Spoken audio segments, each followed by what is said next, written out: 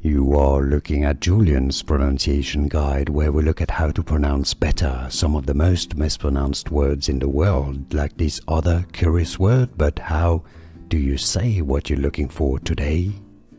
Let's learn once and for all how to pronounce this word, spelled W-N-D, that's the spelling, so the top word on your screen, correctly. If you want to learn more pronunciations in English, stay tuned. I've got many more videos you'll want to listen to.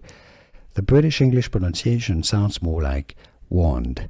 Yes, more like a spelling W-O-N-D, more of an O sound. Wand.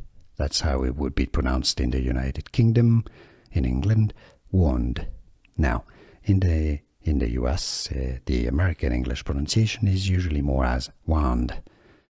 Sounds a bit more like an open ah sound, wand.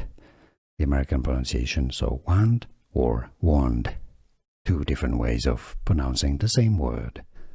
Here are more videos on how to pronounce more confusing words and names too many mispronounced. Like this video if you found it useful. I appreciate your support. I'll see you soon and thanks for watching.